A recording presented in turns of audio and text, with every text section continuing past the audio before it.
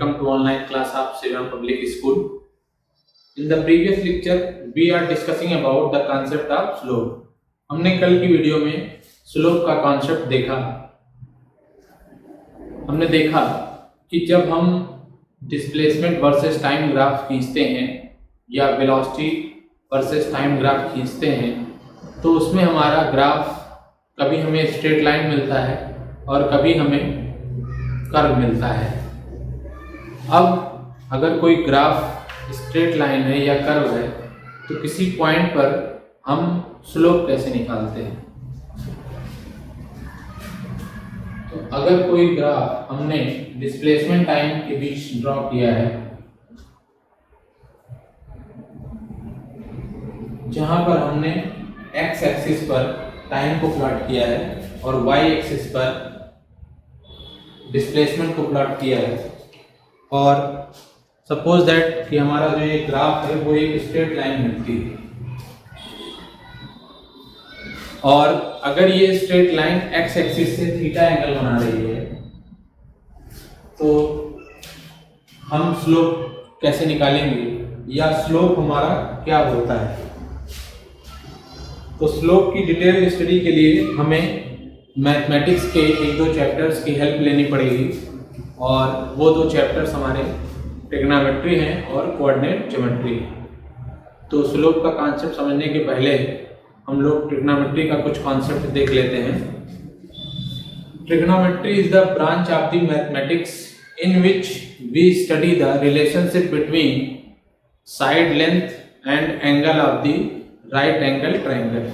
Generally trigonometry में हम किसी भी ट्रायंगल के एंगल्स और साइड के रिलेशनशिप की स्टडी करते हैं और जनरली ट्रिग्नोमेट्री में जो हमारा ट्रायंगल होता है वो एक राइट एंगल ट्रायंगल लिया जाता है।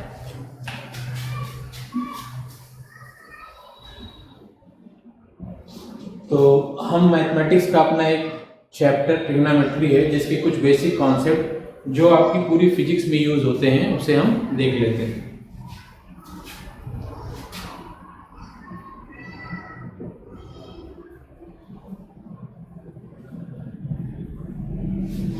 ट्रिग्नोमेट्री में जैसा कि मैंने बताया कि हम एक राइट एंगल ट्रायंगल लेंगे और राइट एंगल ट्रायंगल में हम एंगल और साइड ऑफ द ट्रायंगल के बीच रेशियो के रिलेशनशिप की स्टडी करते हैं। तो हमने इस एंगल को थीटा ले लिया।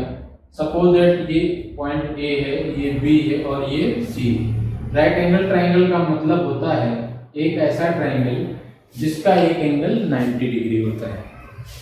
अब इस ट्रायंगल की तीन साइड्स होती हैं। थीटा के सामने जो साइड्स होती है उसे हम कहते हैं परपेंडिकुलर।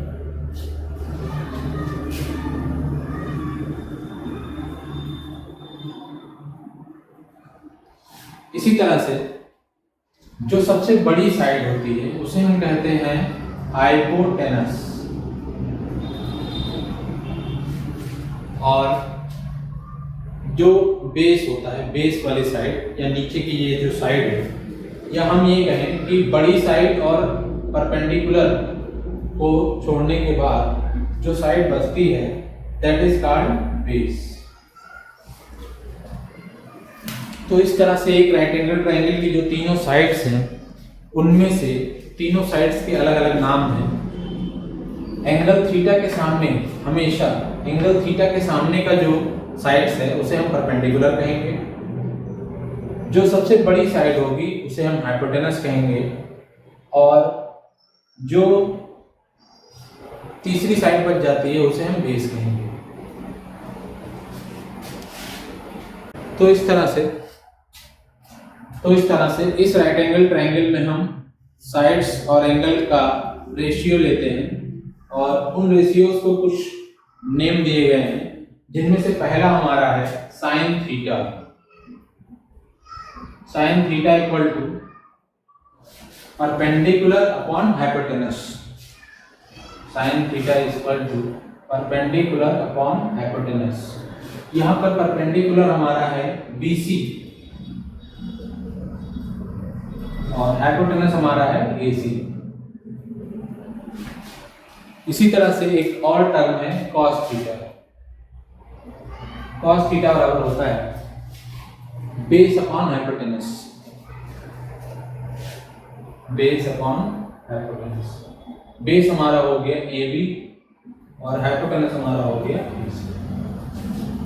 इसी तरह से एक और टर्म मिलेगा हमको tan थीटा। ये होता है हमारा perpendicular upon base, that is BC upon AB। तो इस तरह से हमारे तीन टर्म होते हैं, sin theta equal to perpendicular upon hypotenuse, cos theta equal to base upon hypotenuse और tan theta equal to perpendicular upon base. Next हमारा इसी का उल्टा मिल जाएगा cosec theta. cosec theta sin theta का इनवर्स होता है, इट मींस ये हो जाएगा हाइपोटेनस अपॉन परपेंडिकुलर। इसी तरह से cos थीटा का इनवर्स मिल जाएगा हमको sec थीटा बराबर हाइपोटेनस अपॉन बेस, और tan थीटा का उल्टा हो जाएगा हमारा cot थीटा, जो कि हो जाएगा बेस अपॉन परपेंडिकुलर। तो इस तरह से किसी भी राइट एंगल ट्रायंगल के ये तीन में sin theta, cos theta, tan theta होते हैं, और इन्हीं के रिवर्स मतलब sin का उल्टा cosec थीटा, cos का उल्टा sec थीटा और tan थीटा का उल्टा cot थीटा होता है। इन्हीं में से कल हमने देखा था जो हमारा स्लोप में यूज होता है, that is called tan theta. It means अगर कोई राइट एंगल ट्रायंगल है तो इस थीटा का जो tan होगा वो हमारा परपेंडिकुलर अपॉन बेस, इसको हम कहेंगे tan थीटा। और इसे याद करने के लिए हमारे पास एक ट्रिक होती है।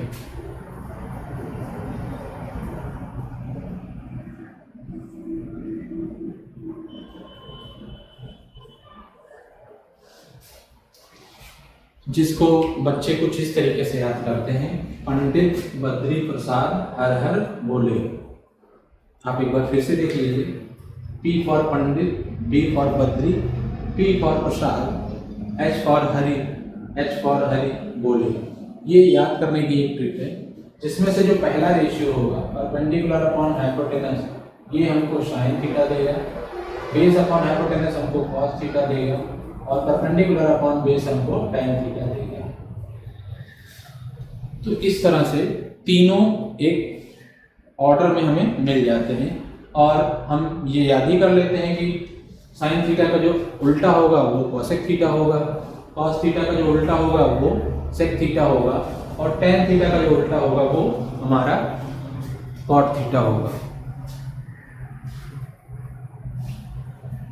तो इस तरह से हमने ये 6 ट्रिग्नोमेट्रिक रेशियोज देख लिए, जो हमारा किसी भी राइट एंगल ट्रायंगल की एंगल्स और साइड को आपस में रिलेट करता है। और इन ट्रिग्नोमेट्रिक रेशियोज का हमें फिजिक्स में कहीं ना कहीं ज़रूरत लगी जाती है।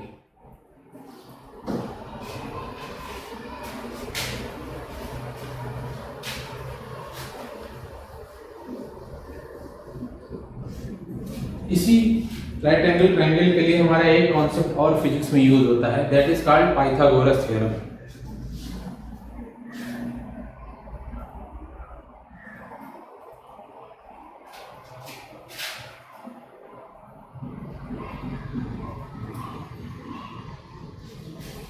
पाइथागोरस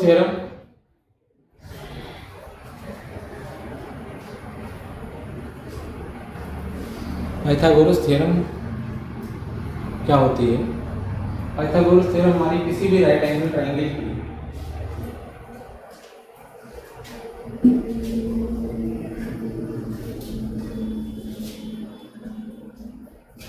इसी राइट एंगल ट्रायंगल से रिलेटेड एक और कॉन्सेप्ट है जो हम फिजिक्स में बहुत यूज करते हैं, that is called Pythagoras theorem.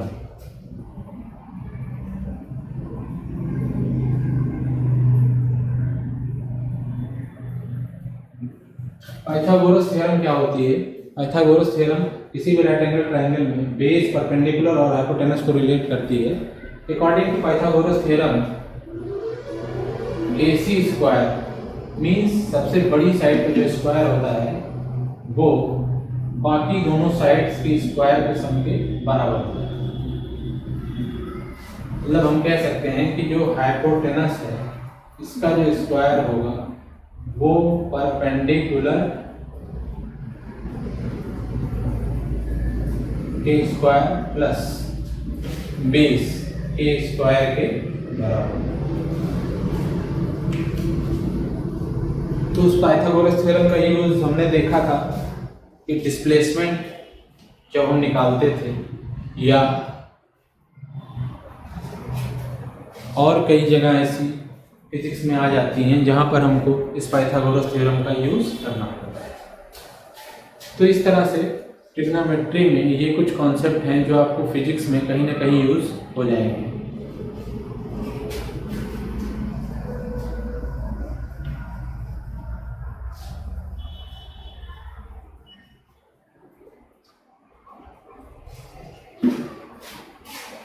अब हम कोऑर्डिनेट ज्योमेट्री से रिलेटेड कुछ कॉन्सेप्ट देख लेते हैं जो हमारे स्लोप के कॉन्सेप्ट में जरूरत पड़ेगी।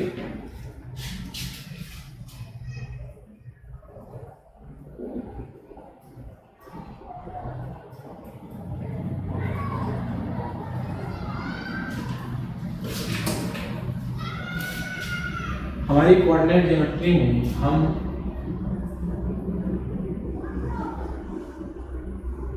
इस तरह से x और y दो एक्सिस लेते हैं जो एक दूसरे से परपेंडिकुलर होते हैं और ये दोनों एक्सिस जहां पर इंटरसेक्ट करती हैं that point is called origin.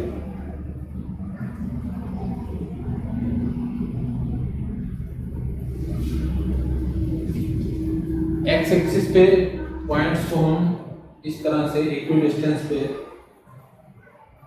Cut कर लेते हैं।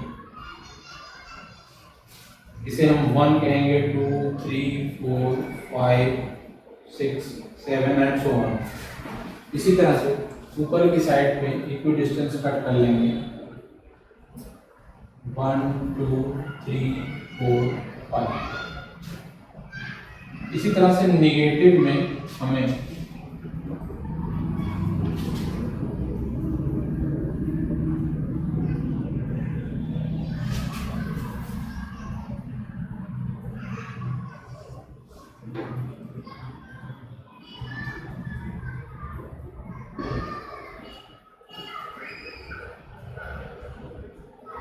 -1, -2, -3, -4, -5, -6।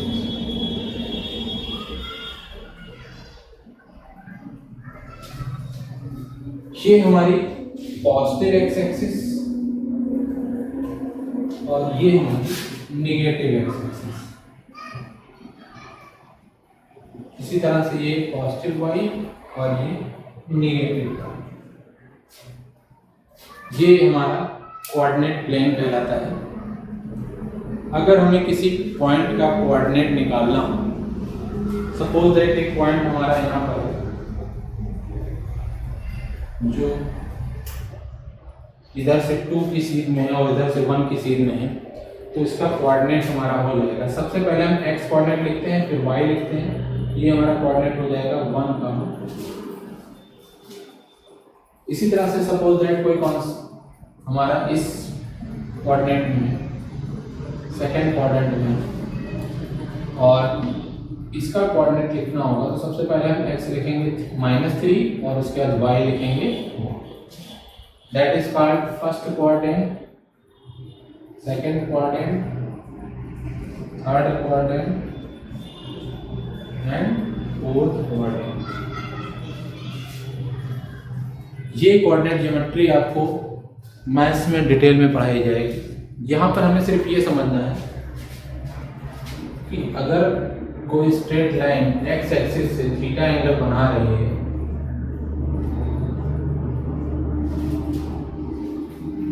तो इस थीटा का अगर हम tan लें, tan theta is equal to denoted by m called slope of this line.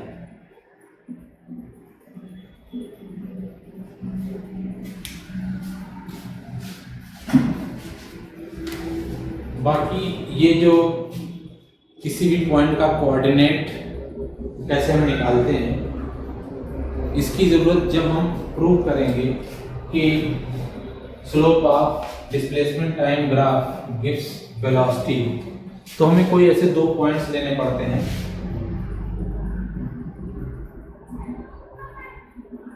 जिनका हमको कोऑर्डिनेट निकालने की रिक्वायरमेंट होती है, तो हम इस कॉन्सेप्ट का यूज़ करते हैं। तो इस तरीके से हमने देखा कि ट्रिग्नोमेट्री और कोऑर्डिनेट ज्योमेट्री का किस तरीके से हमारे फिजिक्स में यूज़ है। कुछ कॉन्सेप्ट और बचे हुए हैं जो हम नेक्स्ट क्लास में डिस्कस करेंगे। Thank you class.